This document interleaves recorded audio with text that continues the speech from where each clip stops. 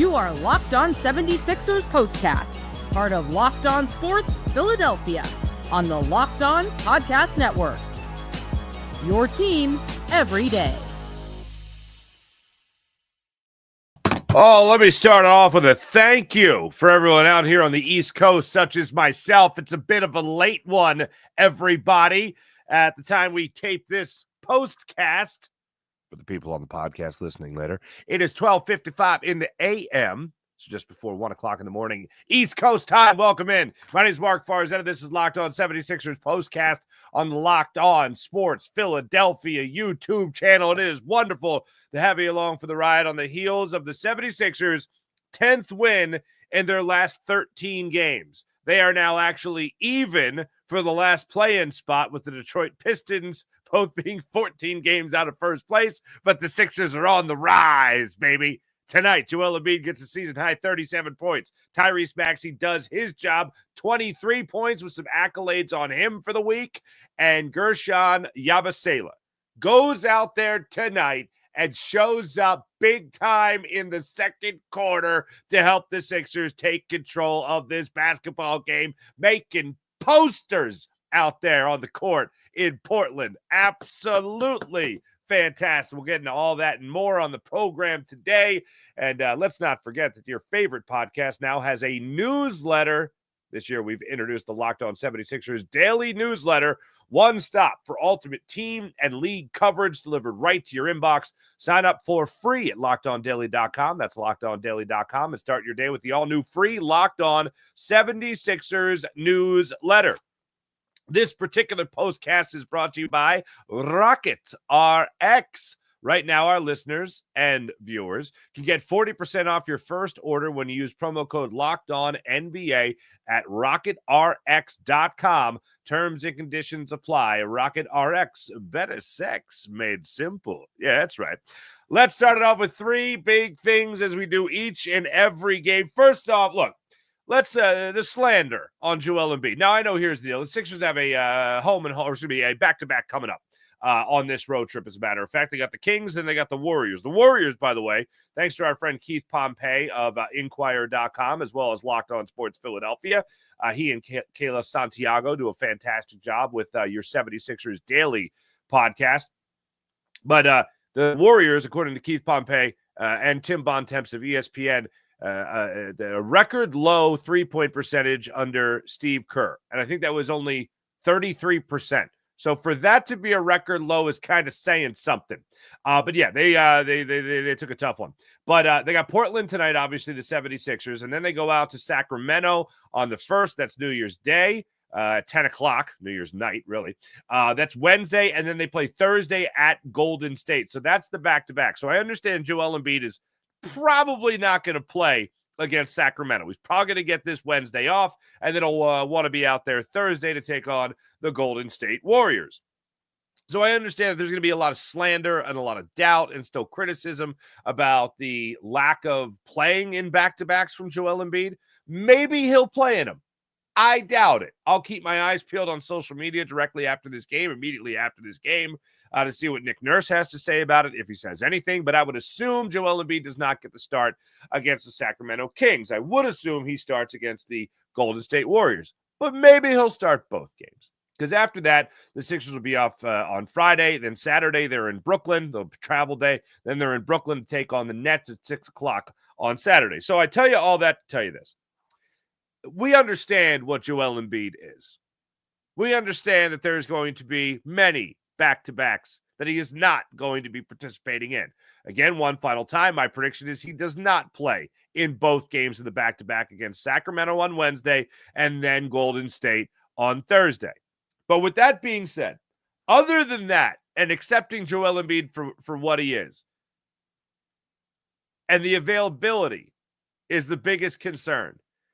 Him dropping 37 points tonight, reaching a season high, is not something that I am just going to brush aside, because the 76ers are by far their best team. They are the best brand of themselves They are at their best when Joel Embiid is at his best. Now, I'd love to see Tyrese Maxey go out there and continue to drop 30 points a game. I'd love to see him go out there and continue to rain threes down upon the opponents, but they're not going to be their best without Joel Embiid playing at his best. And seeing him go out there tonight and be able to log 30 minutes again in another basketball game. We'll go over the numbers in a second. But 36 minutes of basketball tonight for Joel Embiid. 37 points, 12 of 13 from the charity stripe. He pulled down 9 rebounds, barely played in the fourth quarter of this basketball game. Was a plus 26 overall, was 12 of 21 shooting, and made the only three-pointer that he attempted. Joel Embiid is healthy. I know he's got a mask on, and he's trying to protect himself from that, what do they call it, that nasal fracture? Is that what they called it? Yeah. But he's healthy, and he's playing like he's healthy. And when I say healthy in particular, I mean, yeah, healthy enough to play, but healthy also as in he is in good game shape. And now see him go out there, and here's the numbers. 11th game on the season was tonight. It's his 8th game playing 30 or more minutes. 5th game where he scored 30 or more points. 7th game in those 11 where he scored at least 20 points, and he was just 1 rebound shy of, surprisingly, what would only be his 3rd double-double of the season. But 37 points for him is a great night at the office. Seeing him get to the free throw line as often as he did, there was one particular play that made me go, that's interesting. I don't see that too many times from Joel Embiid. And it was the play that he had in the second quarter where he got an air ball rebound, still credited with a rebound, and then went coast to coast with a beautiful drop step on DeAndre Ayton tonight, like he wasn't even there. It was high school basketball camp fundamentally perfect, the drop step that he put on DeAndre Ayton tonight. And that was for, I think, his 20th point of the night. And he had that cooking all night long. He was hitting the shots from the outside. Again, he only took the 1-3, and the 1-3 that he shot, he made. And he saw him continuously get to the free throw line, and he was drawing fouls throughout the game, and he was a model of consistency for the Sixers tonight on the offensive side of things. Defensive side of things, same type of thing you've been seeing really ever since he's come back and actually started playing more than 30-plus minutes with some consistency. Oh, and also not getting thrown out of games like he did against San Antonio. But other than that, we have seen Joel Embiid get back to form. Now it's just a question of how much longer we're going to have him. Because I feel like when I watch Joel Embiid now, it's just start the stopwatch. Is he going to sit the back-to-back this week? Is the nasal fracture? That's what it was. Nasal fracture. Is that going to hold up? Is that going to start to bother him? Is that going to affect his breathing? What's the next thing? You just wait for the shoe to drop with Joel Embiid. But as of right now, I'm going to ride this wave. Because with him playing at the level that he's been playing at lately, with him playing like a guy that's in basketball shape, he looks like he is quickly getting back to the guy that could dominate in that second half of the season. And here they are, just getting Joel Embiid back into the swing of things. And the Sixers, yet again, I'll mention it, have won 10 of their last 13 games. That ain't nothing. And 37 points for the big man, that ain't nothing either. So I am here for it, and I just want to see it keep on coming. Number 2, 3 big things. Let's start it off with this. The newsletter that came out today from the NBA announcing Tyrese Maxey as the Eastern Conference Player of the Week for the games played between December 23rd and the 29th.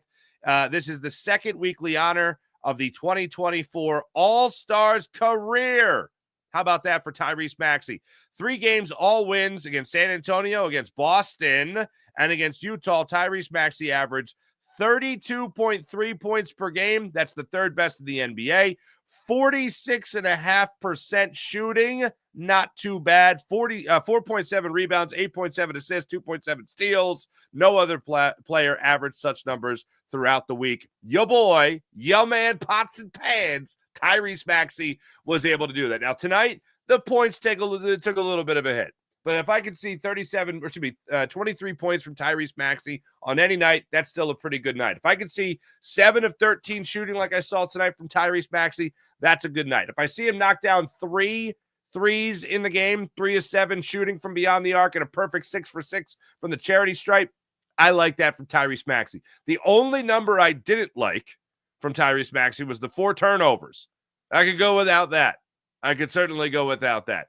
But all in all, felt like he was doing a lot of things right in the basketball game. And how about this? Just after Jared McCain earlier in the season set the franchise mark for most games in a row by hitting at least three threes, most games in a row with 3 3-pointers made or more, Maxey goes out there and he breaks it tonight. Originally, it was 8. Jared McCain. And Tyrese Maxey tonight makes 9 straight games where he's hit at least 3 3-pointers in a basketball game for the 10-9-8 76ers. How about that? And also, just want to throw this in there as well. Kelly Oubre tried to make a little bit of history tonight. Kelly Oubre, unfortunately, couldn't come up with his 9th steal, but Kelly Oubre tonight, to go along with his 15 points, came up with 8 steals. The record is 9, held by Michael Carter-Williams, Allen Iverson, who did it twice, Mo Cheeks, and Hershey Hawkins. So shout out, hat tip to Kelly Oubre for helping the cause tonight. He gets an honorable mention. So Embiid, Maxey, honorable mention there to Kelly Oubre, and then Guerschon Yabusele. It hadn't even dawned on me yet. But just before we started the show, I caught the tail end of the interview he was doing on TV. And Andre Drummond, who's still injured. I love it when players mess with other players that are doing post-game interviews or any interviews in general. And Andre Drummond walked in there, grabbed the headset microphone, just the microphone portion, away from Guerschon Yabusele. And he said into the microphone, 6th man of the year right here. 6th man of the year right here. He's going to make his money come April. And I was like, oh, hey, hold on. Now let's keep him here in Philly for as long as we can. Guerschon Yabusele gets the final shout out of 3 big things tonight. 28 minutes, 6 and 9 shooting, nice. 2 for 4 from beyond the arc, 16 points, and the poster of posters that he was able to make in the second quarter of that game, where again, the Sixers helped establish themselves on their way to winning the quarter 31-23 and really taking control of this game. Guerschon Yabusele in that second quarter made himself a poster. And I'm trying to find the actual timestamp on it. The backing down Klingon there, and this with 2 minutes left in the first quarter. That was a pretty great sign. He also hit a corner 3.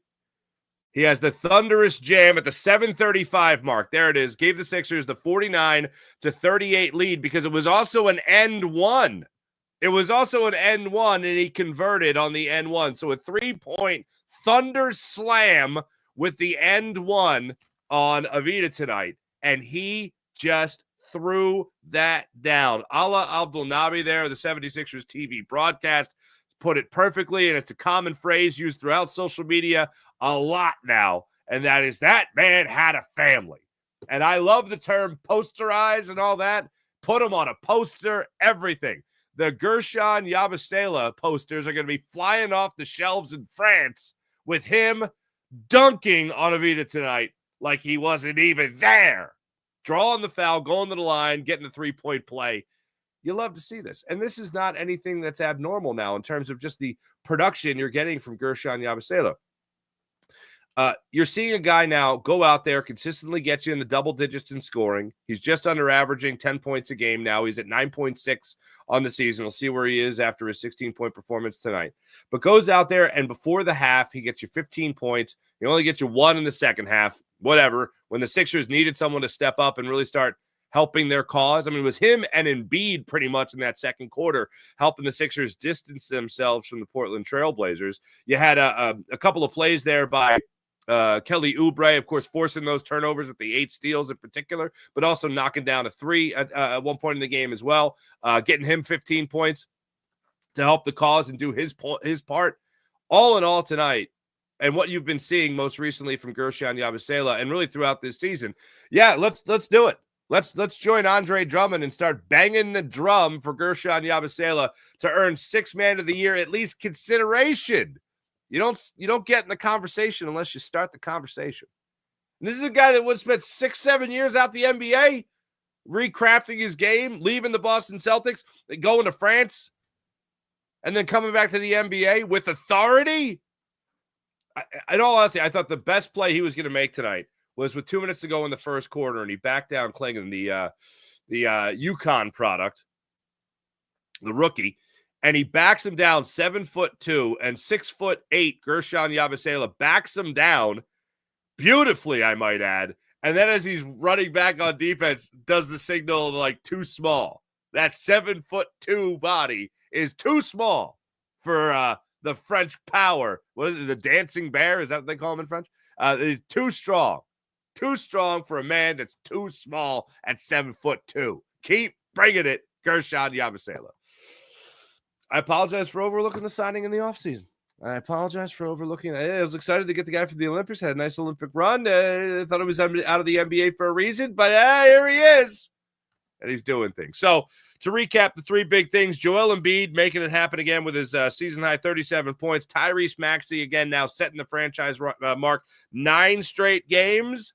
The reigning Eastern Conference Player of the Week. 9 straight games with at least 3 3-pointers made. Shout out to Kelly Oubre for his steals, and then Guerschon Yabusele getting things done for the Sixers. Now, as great as this was for the Sixers, and if you look at the turnovers and you look at the box score, this is where the phrase that I like to say certainly applies. And the phrase I like to say is, numbers never lie, but they sure as heck can deceive. And this is an instance here where they deceive.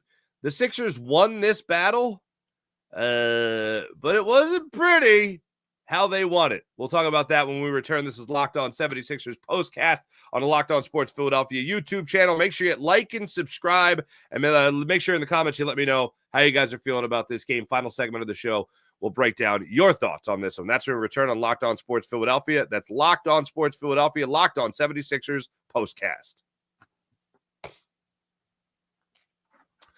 Rocket RX.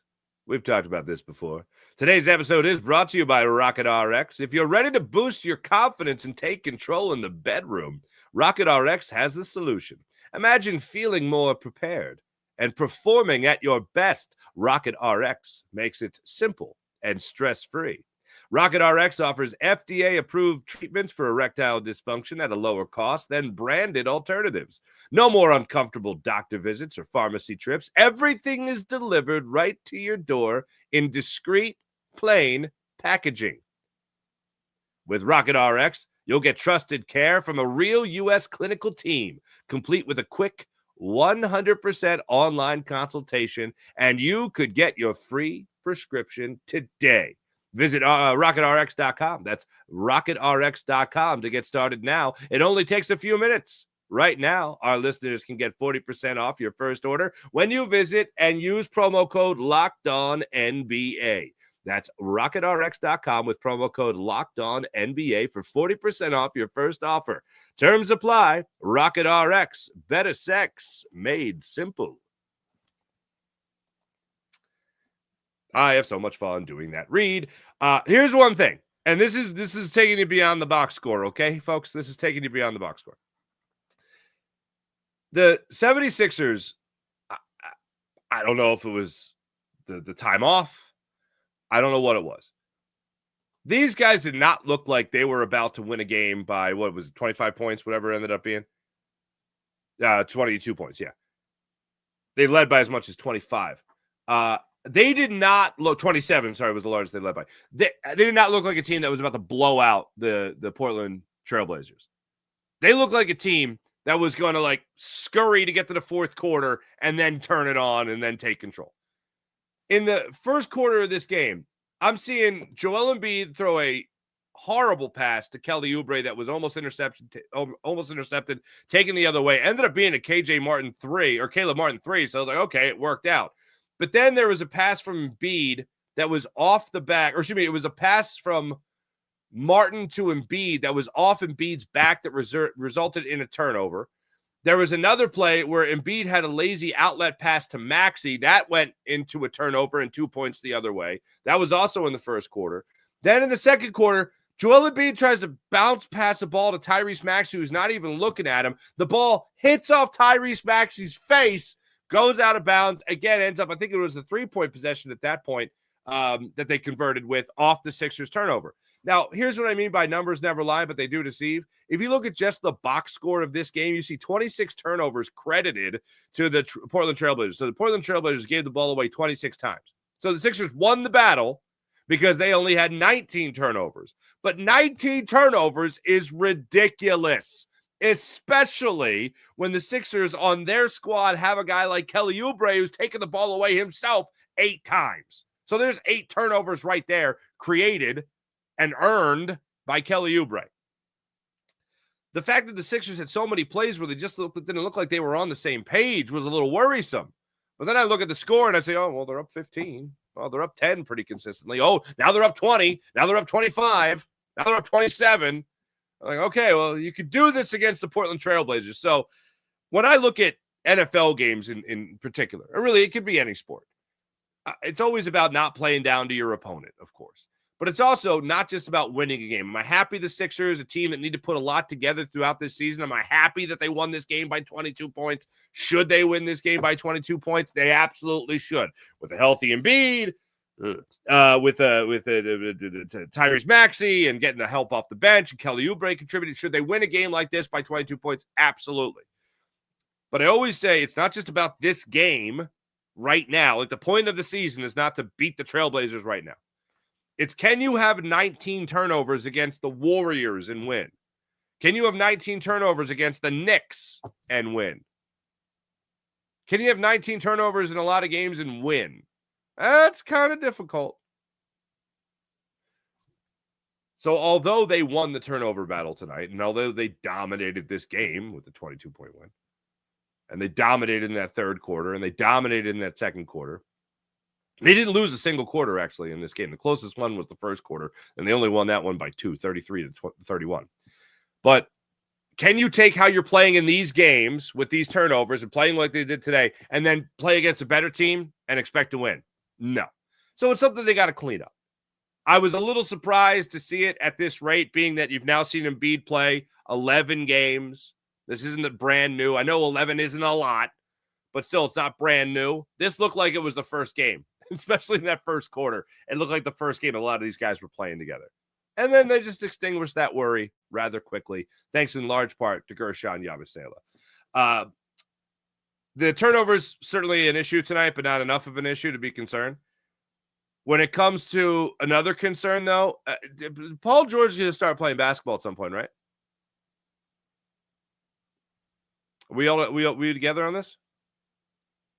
Paul George is going to be good again at some point, right? That's going to happen.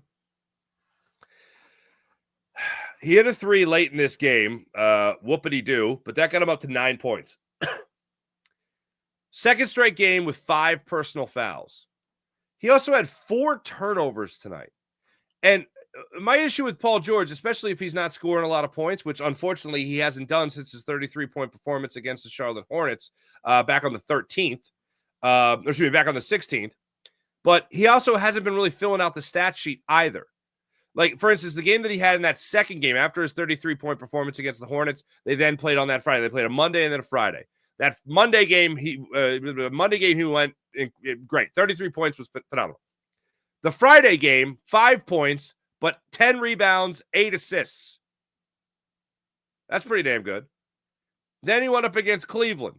11 points, 5 rebounds. Nothing else worth bragging about. 19 points against San Antonio, 9 rebounds. Okay. But then 12 points with 4 boards, 13 points with 5 steals, only 3 rebounds. And then tonight, 9 points, 6 rebounds, 4 assists. It ain't nothing, but it's nowhere near a Paul George number. And what was really hurting him is 10 fouls in his last 2 games. Against the Utah Jazz, he still played 32 minutes, but was only 4 of 11 from the floor. He struggled again. He hit 2 threes in that game, so that's something. 1 of 3 from beyond the arc tonight. 23 minutes played, 4 of 9 shooting. But when you watch him play, he doesn't look like he's in sync. I also agree with our friend Keith Pompey, who tweeted this out earlier tonight. He doesn't look like he's forcing the issue. The only time I would argue where maybe he did that once was on his offensive foul, where he just clearly had a stiff arm out there and was trying to just bowl the defender out of his way, and he got called for the offensive foul. Originally, I was watching it on the regular angle, and I went, that's a weak offensive call. And then you saw from overhead, and you saw, oh no, he totally extended that arm and was clearing space with it. But I kind of need the real Paul George to step up. I'd like to see, with some regularity, the guy that the 76ers signed. Now, I know it might be a little much to think of Paul George to get back to the 40% he was shooting from beyond the arc last year. But he's shooting 10 percentage points lower from beyond the arc. If you're looking at Paul George to shoot 31% from beyond the arc, and you're looking throughout his career, and you want to find a worse shooting year from beyond the arc, you'd have to go all the way back to the 2010-2011 season when he was a rookie and shot 29% from beyond the arc. So by comparison, this is his worst shooting year since his rookie season. And that's not what the Sixers are paying for. I'm not saying I need quantity, but I certainly need quality. And 31% ain't gonna get it done. Look, I totally understand and get why points per game would take a hit. Just to be specific, 15.8 points per game this year. Compare that to 22.6 last year. If you have a healthy Joel Embiid and he's playing, and you have a Tyrese Maxey playing in this lineup, I understand Paul George, he's going to take a little bit of a hit. Jared McCain going on his run earlier in the season. I understand Paul George's quantity. That's going to take a hit. The quality, though, I can't say that I really enjoy that taking a hit.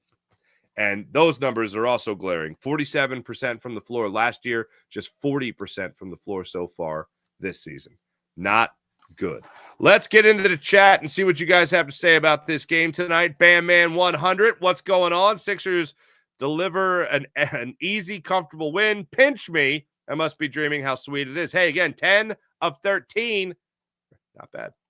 Yabu and Oubre had themselves a game. They absolutely did. Loved seeing it from them. See you at 6. Hey, what's up? Hey, you watch my daily podcast. Thank you very much. I appreciate it. See you at 6:30 a.m. And I'm going to try to get it started a little earlier tomorrow. Get me to bed faster. Hey, Farzi can't bench the bar. Farzi, almost time to start the espresso machine. I know, right? I cleaned up my desk. I took the espresso. For those that don't know, here on the Locked On Sports Philadelphia YouTube channel, I'm a big advocate for espresso. I don't understand how more people don't drink espresso over coffee.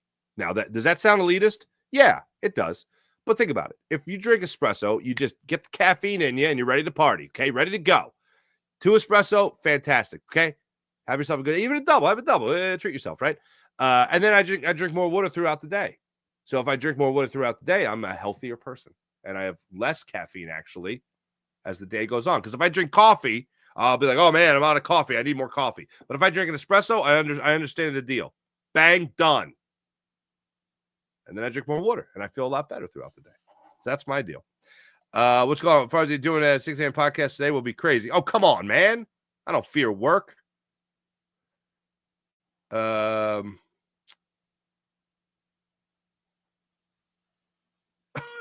I can't answer this. Charles, thanks for chiming in. Ari Stein, what's going on? Nice to see you. What's up, buddy? Hey, I'll be back with you guys Wednesday night again for another Thursday night installment, another 10 o'clock installment of Sixers basketball and a Locked On 76ers postcast. Make sure you guys check me out then as well. It's 10 o'clock Kings tip-off in Sacramento, and then Thursday will be the Warriors game. My prediction, and I haven't seen anything from what's his? I haven't seen anything from Nick Nurse as to the status and availability of Joel Embiid. Not yet. So we'll see if Joel Embiid is going to be up for Wednesday night. Thanks for watching. Thanks for listening. Make sure you hit like and subscribe on Locked On Sports Philadelphia. That's Locked On Sports Philadelphia. My name is Mark Farzetta. Like and subscribe. Have a great rest of your night, everybody. Back with you guys Wednesday night. See you then.